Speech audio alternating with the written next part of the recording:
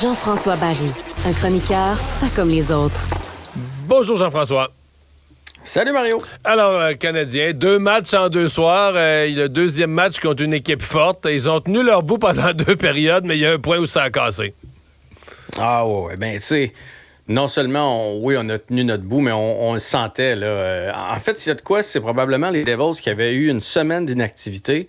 Puis c'est un peu eux autres qui sont sortis flat en première période, les premiers 10 minutes. D'ailleurs, ça a permis aux Canadiens de prendre les devants. Mais après ça, on a senti, là, la patinoire était de même. Là. Puis c'était une question de temps avant que les Devils ils finissent par marquer. Là. Souviens-toi, en première période, 2 arrêts spectaculaires de Primo, dont un hallucinant. Sinon, c'est rapidement un 1-1, 2-1. Puis là, après ça, probablement qu'on ne revient plus jamais dans le match. C'est ce qui est arrivé. Puis la preuve, c'est qu'en fin de match aussi, quand les Devils ont levé le pied un peu là, à 4-1, le Canadien là, il s'est mis à attaquer, on est revenu à 4-2, on a failli faire 4-3. Là. Fait que tu sais, dans la Ligue nationale, aussitôt qu'il y a une équipe qui est moins engagée, ben c'est ce qui arrive. Mais les Devils sont meilleurs que nous. Mais tu parles du 4-2. Oui. Tu parles du 4-2, mais on parle d'un but exceptionnel, là, celui de Mike Matheson. Je voyais des gens qui faisaient des comparaisons avec Bobby Orr. Il a vraiment pris la rondelle derrière son but, puis il s'est ramassé quelques secondes plus tard en échappé seul avec le gardien pour marquer. Il a traversé tout le monde. Ouais, c'est un patineur incroyable, on va se le dire. Là, quand tu veux enseigner le patin, là, je pense que c'est le modèle parfait. Mais en même temps, là où il a déjoué tout le monde, c'est qu'on a arrêté de faire notre Christie de jeu prévisible. Là où il a déjoué tout le monde, c'est quand il s'est retourné à la ligne rouge là, pour l'envoyer à la brouette en arrière, qu'on appelle là, au sling. Non, mais c'est un peu ça. Le slingshot, là.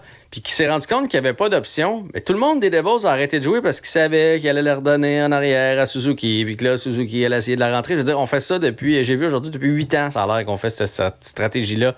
Mais là, quand il s'est rendu compte que ça ne marchait pas, puis qu'il a décidé d'accélérer, il a pris tout le monde à contre-pied du côté des Devils. Fait que je me dis, ça veut dire qu'on est prévisible, Mario. C'est ça que ça veut dire.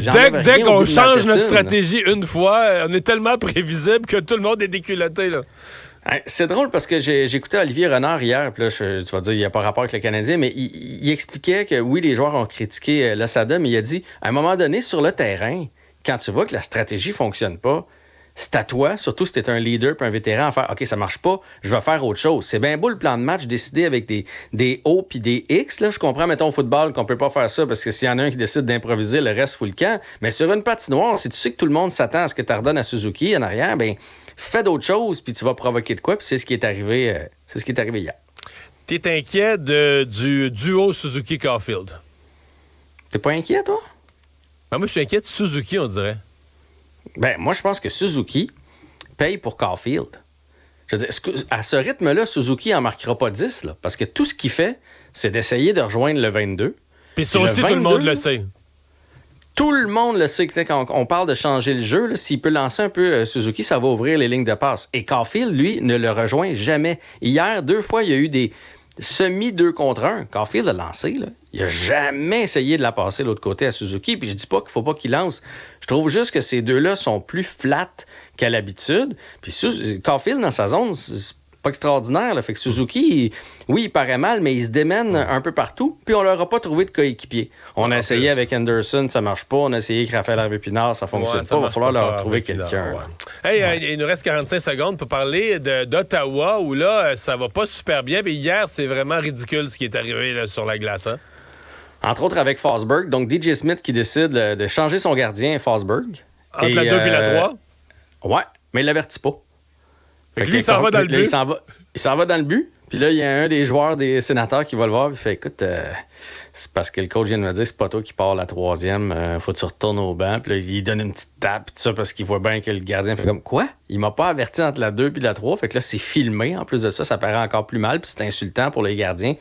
DJ Smith, là, ça fait un petit bout de temps que tout le monde dit qu'il est sur le bord de sauter avec la fiche qu'il y a puis l'équipe qu'il y a. Ouais, les attentes sont élevées puis les résultats ça sont regarde pas mal. là. Hey, à demain. Ouais. À demain.